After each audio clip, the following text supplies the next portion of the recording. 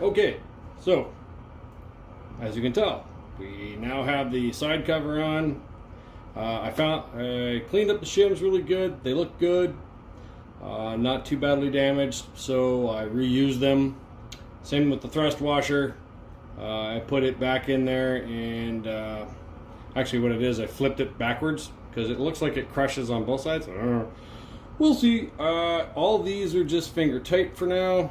And what I'm going to do is just slowly make my way around with a ratchet and just a quarter of a turn at a time, because the O-ring seems to be just a tiny bit too big. So it's actually a little floppy. So my plan is to slowly get everything under tension and then just kind of gently prod it with a small screwdriver and get it back together, man. Yeah. So we'll see how that goes. Yeah. All right. Catch you in a few minutes.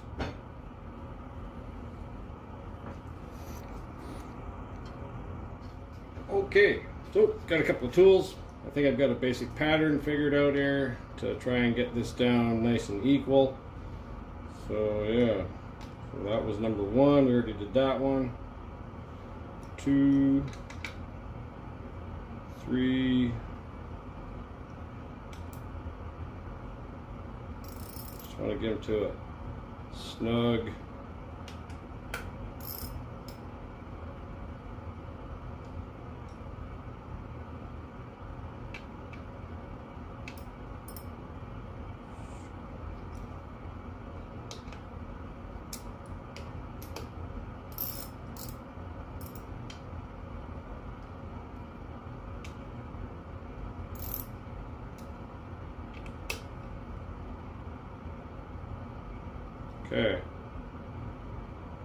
Okay, I feel pretty confident that we touched them all. Oh, no, I missed that one, so then I gotta go up here. Aha! Said the truth. Okay, so we are almost on top of the O-ring. It's still loose.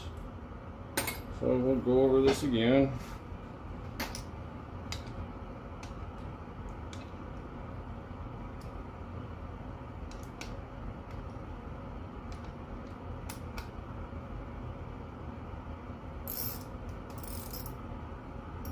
Yes, my OCD is that bad. Bite me.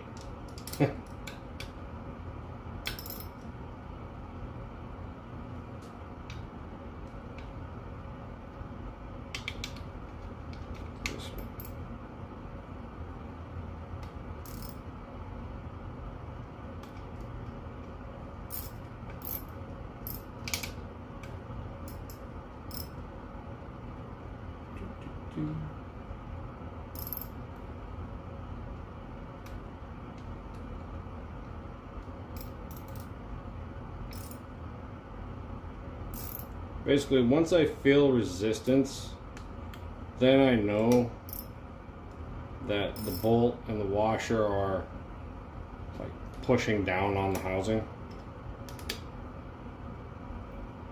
Because I mean, when you can free spin the socket, you're not doing anything. All right. Oh, hey, and silly thing, really cool thing. If you're grubbing around on the ground trying to find a socket, and for whatever reason you've got a mix and match of metric and imperials, more likely you're working on a late 80s Chevy truck. If your socket has these little grippies on the side, that is not a design feature to help you thread in parts. No, in fact, that is a visual aid to help you go, oh, that's a metric socket. Go, trust me, go into your toolbox. Right now, I looked. Yeah, all my imperials, they're smooth. All of my metric sockets have serrations. So there you go. Isn't that the quirkiest? Okay, so let's just do that. Ah, hey, look at that. Boop. So that was one cycle. Okay. I'm still able to move the O-ring around, but only just. So now you can see how it wants to like sit inside the groove. And I know we're going to run into a spot where that's just not going to happen. Like it's going to bind. So my wish is by doing the quarter turn pattern with the bolts, that it'll just maybe squish its way in. That's the hope. I mean, so far so good. You know, I don't want to go honking on this thing and then end up tearing the O-ring. That would just suck.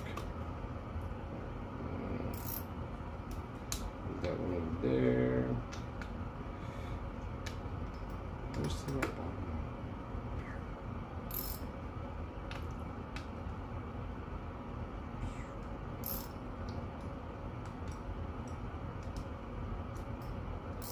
Huh. So even as I'm doing this turn, look at that, they're still loosening off. Or I guess they're not really loosening off, right? I don't know. Oh, that was a haft. You rebel. You rebel, you. Rebel scum. Anybody else a Star Wars fan? I'm a Star Wars fan. Love Star Wars. I love it all. I am not an old 70s fanboy where, you know, it has to be this and, you know, green and blue lightsabers only. I like the lore. I like the well, let's be honest. We all know the Force is kind of like magic, but it's what they say it is. So we have to, you know, take their word. Stop talking and then check your O-ring. Okay. Well, and that would be my better 3/4 coming in to say hi, everyone. Just give me 1 sec here. Gotta pause the tape. False alarm, false alarm. She needed the aluminum foil I had in the toaster oven to protect the oven bottom from anything falling off the parts. Whilst I was baking them at 350 degrees for 25 minutes or until golden brown. Where were we? Oh yeah, Star Wars. I freaking love Star Wars. I love, like I was saying, I like the lore. See, I got distracted because the missus came in. I like the lore. Some of the clothing is really weird. Like, it doesn't even seem practical on some things, but I guess that's what happens when you've got executives making decisions for how aliens would wear their clothes. But it's always funny that in a lot of these movies and series and whatnot, that the majority of the aliens in question are bipedal. I know why in the big scheme of things. Is, you know, actors are easier to come by when they have 2 legs on Earth rather than like 4 legs like a dog or a cat or, you know, a trained monkey. But it's probably something a little harder to find a autonomous, you know, gelatinous glob that has attained sentience as a cameo role. So, you know, looks like I can turn some more bolts some and other bolts less. Good figure. So, yeah, but that's kind of crazy, hey, about the serrations on the socket sides. I did not know that. So, as I've been slowly massaging our 2 halves of the housing together, the O-ring has, in fact, just squeezed its way in there. It's doing a fine job. So far so good, right? Like, oh, that's the money shot right there, baby. Now, it should go without saying, if you were paying any attention, lubricity makes a big deal. Helps a great deal, I should say. Makes a big difference. Because that keeps that rubber O-ring squishy. It allows it to flex, move, and otherwise have like a liquid second surface. Where did I learn that from? Some old truck driver mechanic-y guy told me that. I don't think he was legitimately a truck driver at first. I think he was a mechanic first and then decided to try driving trucks because, I don't know, most of the mechanics I know, none of them would ever want to make a living driving the truck. I think that's because they spend more time under them than they would want to be in them. But, I don't know.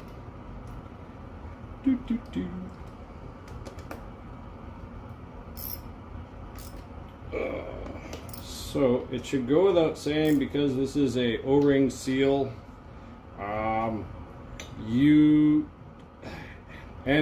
this is floating, so to speak, along with that needle inside the seal and the needle bearing, so everything's got a little bit of wobble.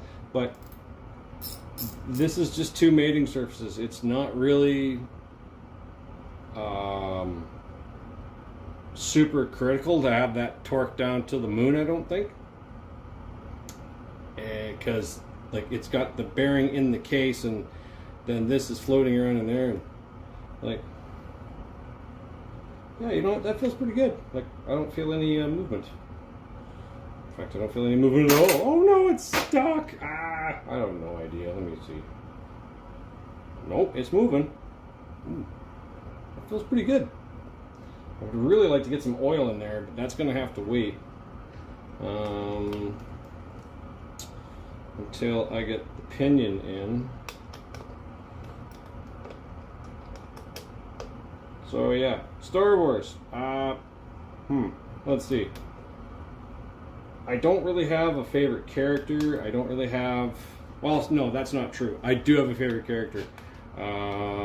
Ironically, though, my favorite character is one of the droids from one of the expansion series. I think my second favorite character probably would be the Millennium Falcon. You know what? They gave that thing a personality of its own, I think, sort of after the Solo movie, because they had that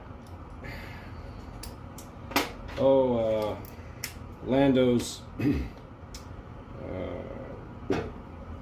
navigator droid. She was, I'm not going to call it an it. It had the personality of a female, so in my book, she's a she. So there. She had a real way with people. Oh, too funny though. Like, you cannot let go of the meat man's face. Oh, that was Lando that used that line. That's right. All right. So yeah, they incorporate her brain in with the Falcon's brain to get away from that great big alien that looked like it lived just on the outskirts of a black hole, which that's freaky as all hell. I wouldn't want to mess with a critter that size. Yeah. Definitely after that, Millennium Falcon, just because cantankerous old thing. Oh, folks. See, this is what happens when you're not paying attention and you're doing everything on the fly. Take a quick look, gander, down below inside that bore. It's got some scratches in it, but you know what it's missing? It's missing the bearing cone. So there really was not a whole ton of good thinking vibrations with putting the housings together, because I didn't have that bearing cone in there. I can't get it past the ring gear. Nope.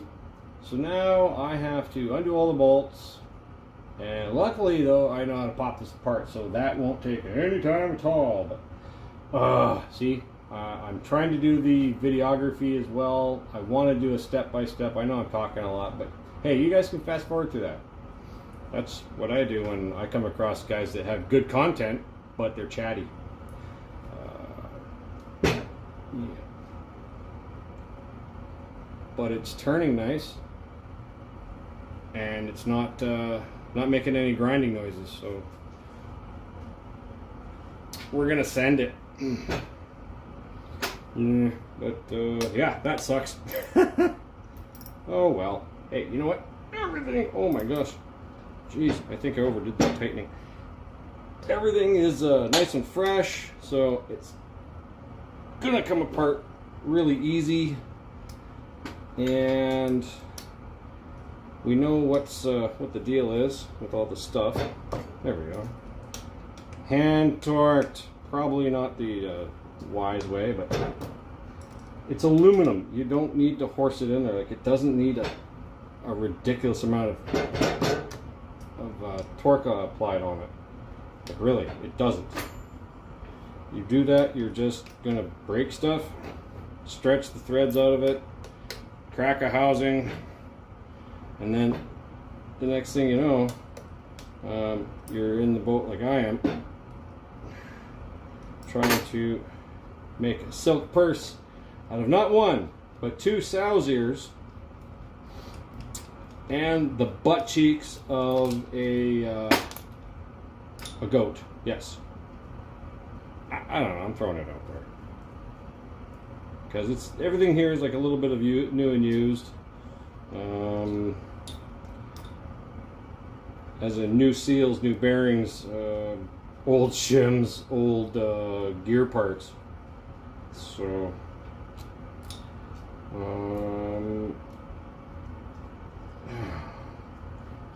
for my next trick, I think now that O-ring is bound in there a little bit. I think that's gonna definitely give me some hassles. Well, that's not so bad. There we go. Okay, now get the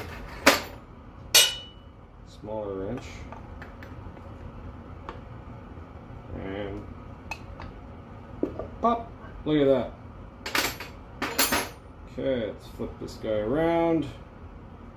O-ring looks like it's in fine shape. It suffered no ill damage. Hooray! We'll be lubricating the heck out of that when we reinstall it for the umpteenth time. And I'm really glad that I did not do as I had thought to myself as I was putting bolts in. I wish I could throw oil in here. No, glad I didn't, because that would have just been more mess to clean. Hey, look at all this stuff. Hey, that's actually really clean. Those little dots, that's just imperfections in the housing. So yeah, we're doing good. So now, let's not lose that right there. So now, for my next trick, I am going to grab that bearing and a socket and an extension and try and pre-emulate fit some things together, and then we're going to come over here and I'm going to drive that sucker home. I have a feeling I should probably, yes, I'm going to listen to my guts. I'm going to do this one off the shot. I will, after the fact I get it in, I'll show you how I put everything in, but I'm not going to do the beating on camera. Just one, it's noisy, and two, my vise is over there, that way. And yeah, and I don't feel like trying to swivel my camera rig around and rigmarole that, because it'll probably just be terrible. Yes, terrible. Okay, so back in a few. Okay, so I didn't really turn the zoom on, so I'll just lift it up here. Dun, dun, dun, dun, dun, dun, dun. Check it out. Nice and flush. Pretty happy with that. Just putting it in the freezer just made it that little itty bitty tiny bit cold. It popped right in, really. It only took like 3 or 4 not even harsh strokes with a hammer and popped right in. So I have done a finger test inside. Everything's loose. We're good, no binding. So that'll be good. with the part number facing up. It's amazing why people forget that. Okay, so, well, you've already seen me do this part. Not a lot of point in watching me do it again. That would be dumb. So, I'll be back in a few. Okay, well, no doubt some of you who have taken these kinds of things apart before or are really good puzzles and patterns were probably freaking out or have been freaking out as I've been putting this together. And you know what? I don't really blame you. I realized because it's really got 8 bolts that it is in fact like doing up the lug nuts on your 1-ton truck. So, I mean, obviously I'm not doing it totally the right way, but essentially I'm doing 2 4-bolt patterns in a happy little crisscross. There was a weird rap group, Crisscross. Anybody ever actually watch that group? They had this thing with their pants. Their pants were on backwards all the time. But I really wasn't into rap music back in that point of the timeline of Earth. No, sir. I don't know what the heck I was listening to then. I don't even know when Crisscross came out. Not a clue. If it's a subject for debate by those that make comments, knock yourselves out down below. Go crazy. I really don't care. It was just my ADHD hard at work going, hey, remember this stupid fact? Yep. That's what we do. All right. Oh, yeah, no, can't click that one. Click. Click. Click.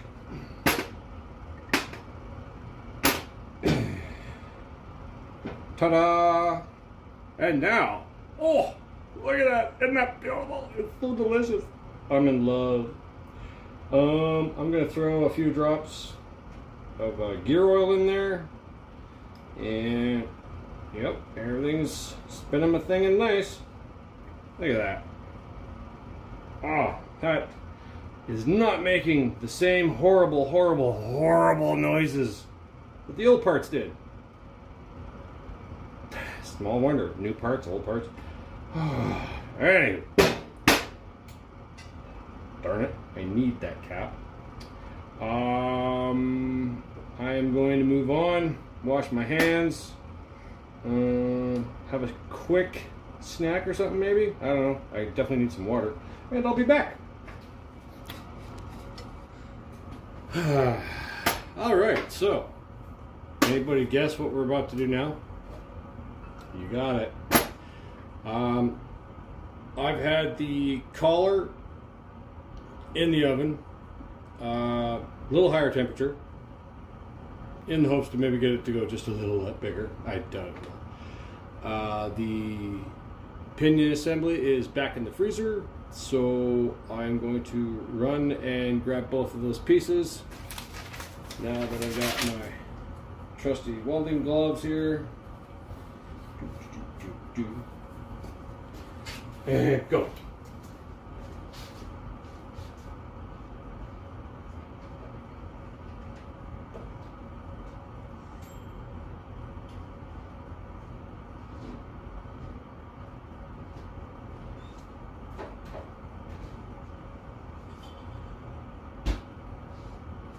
Well, yeah, it's definitely a lot hotter than the first time. So, come on. Ooh, that's pretty good. Heck yeah. Smashing object. Where did I leave my big BFG? Oh my goodness. Well, no doubt I'm out of time now. Where did I place it? Oh goodness. Oh, there goes nothing.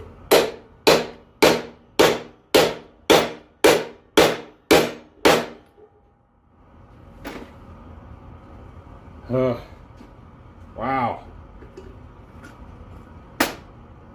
That is, that's crazy infuriating, not gonna lie.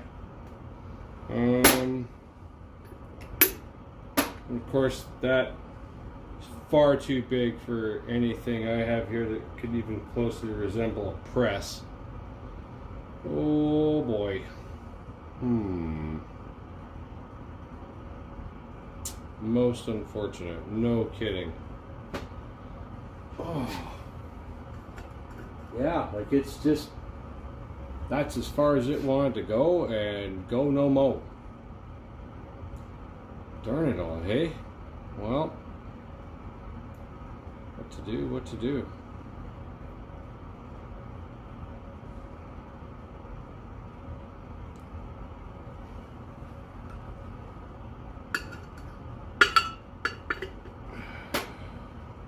We could try and get the top one on. That's still kind of cold.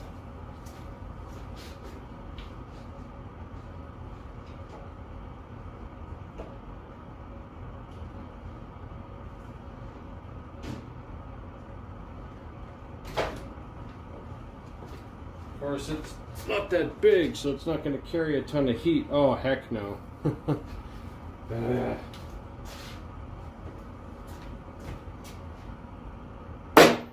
Oh, heck no.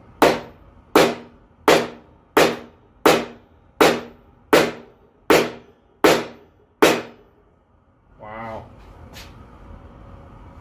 Well, now I'm going to try and actually put into the vise, so you guys just wait right here. And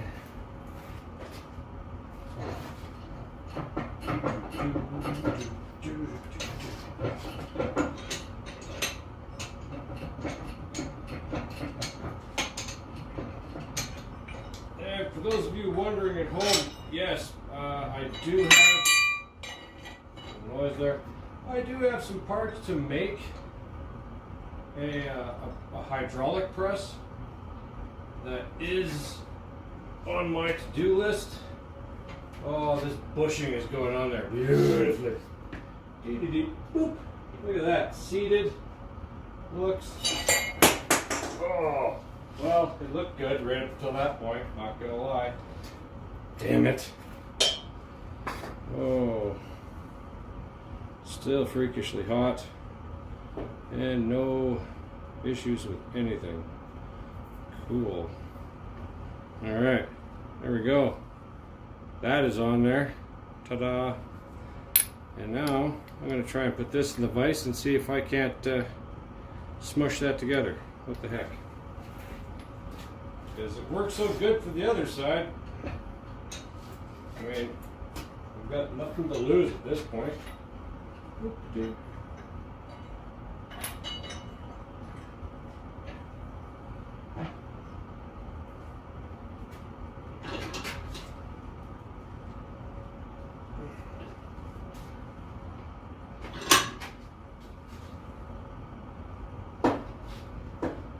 Oh, it's going. It's definitely going. Wow. Oh.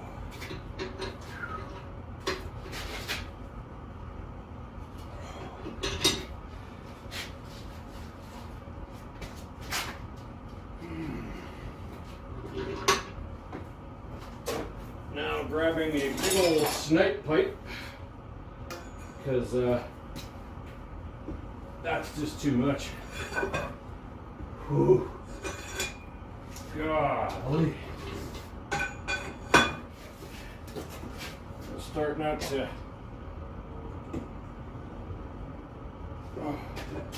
starting to max out my my vice's handle, but so far so good. We've got about less than 3 or 4 sheets of paper now. We're almost there. Oh, yep. That's it. Contact. Oh.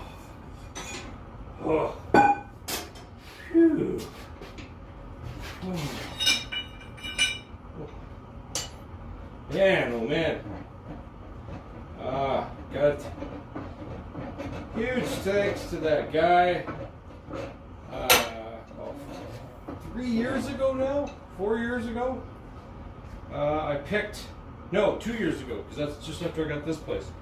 I picked some free insulation from his house, from his shop, Resto, and he had this huge, big vise sitting on the floor. I actually tripped over the darn thing, and he says, "Oh yeah, I got to do something with that thing. It's broken, and I don't have time to fix it, and it's going to be expensive. I think the screw inside is busted." I went, "Oh."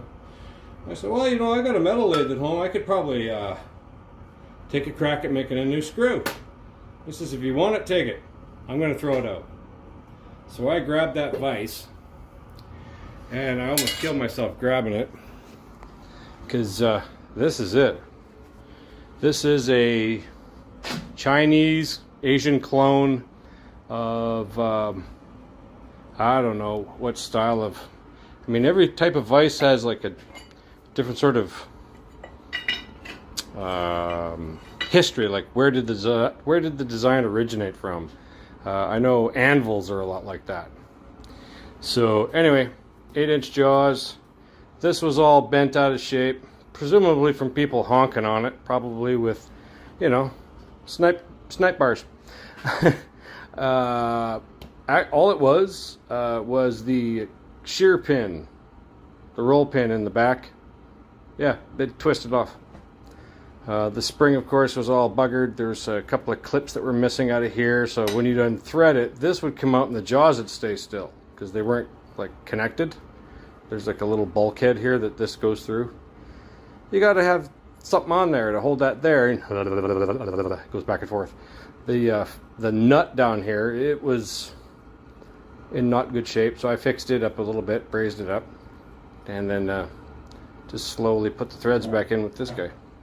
So yeah, it's been killing it, kicking ass. I'm happy. I mean, look at the jaws. Like, there's not that much wear. Right? That's crazy. So I got this guy for free, and that basically just acted like a big old mechanical screw press. A little hard on that forcing screw, so you got to know your vice's limits, guys and girls. Now, can I even touch this? Yeah, you're cold, you're cold. Oh yeah. Yes, I may fondle it now. Alright. So, yeah, it's pretty chewed up.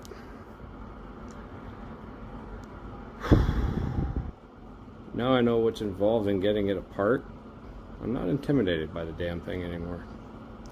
So, let's try a test fit in the housing. Right after I sneak off and have something to eat. Yes. Alright, folks. In a few. I fucked up, folks. Ugh. But here's hoping I can salvage this mess. So it turns out that is in there stupid tight, and I don't know why. I took that collar off, slid like out of that bearing, and we pressed it down on top of there. There's no reason that should have gone in there tight.